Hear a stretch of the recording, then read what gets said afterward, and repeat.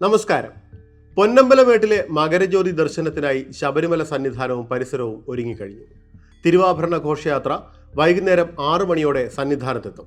തുടർന്ന് ദീപാരാധനയും പൊന്നമ്പലമേട്ടിൽ വിളക്കും തെളിയും. മകരജ്യോതി ദർശിക്കാൻ സന്നിധാനത്തും പരിസരത്തും ഭക്തജന പ്രവാഹമാണ്. ഭക്തർ മലയിറങ്ങാതെ സന്നിധാനത്ത് തുടരുകയാണ്. ശക്തമായ സുരക്ഷാ ക്രമീകരണങ്ങളാണ് ഒരുക്കിയിട്ടുള്ളത്. മകരജ്യോതി ദർശിക്കാൻ 10 വ്യൂ പോയിന്റുകളുണ്ട്. മകരവിളക്ക് ദർശനത്തിന് ശബരിമല കഴിഞ്ഞാൽ ഏറ്റവും കൂടുതൽ ആളുകൾ എത്തുന്ന പുല്ലുമേട്ടിലും ഒരുക്കങ്ങൾ പൂർത്തിയായി.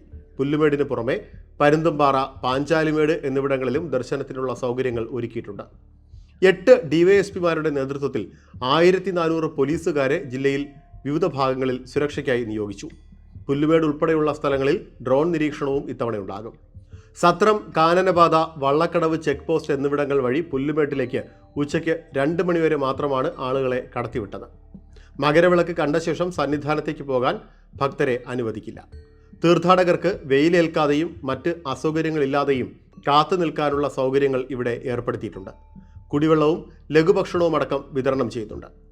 മകരവിളക്ക് ദർശനത്തിനായി ആന്ധ്ര, കർണാടക, തമിഴ്നാട് സംസ്ഥാനങ്ങളിൽ നിന്നും എത്തിയവരാണ് ഇപ്പോൾ പമ്പയിലുള്ള ഭൂരിഭാഗം പേരും.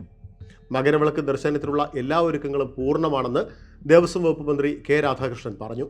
നിലവിൽ 2.5 ലക്ഷത്തിലേറെ ഭക്തർ സന്നിധാനത്തുണ്ട്. ശബരിമലയുടെ പരിമിതികൾക്കുള്ളിൽ നിന്നുകൊണ്ട് ഇത്തവണ സുരക്ഷിതമായ തീർത്ഥാടനം ഒരുക്കാൻ സാധിച്ചതായും മന്ത്രി അറിയിച്ചു. ഇത്തവണ പ്രതീക്ഷിച്ചതിലധികം തിരക്കുണ്ടായി. മുൻവർഷങ്ങളെ അപേക്ഷിച്ച് അമ്മമാരും കുട്ടികളും കൂടുതലായി എത്തി. 1 മണിക്കൂറിൽ എത്തിച്ചേരുന്ന ഭക്തരുടെ എണ്ണവും വളരെ കൂടുതലായിരുന്നു.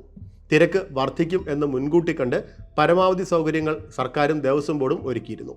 ഭക്തിയോടെ മല കയറുന്നവരുടെ മനസ്സ് ശുദ്ധമായിരിക്കണമെന്നും മാനവ സൗഹൃദത്തിൻ്റെ വേദിയാണ് ശബരിമലയെന്നും മനുഷ്യർ ഒന്നാണെന്ന സന്ദേശമാണ് ഇവിടം നൽകുന്നതെന്നും മന്ത്രി വ്യക്തമാക്കി.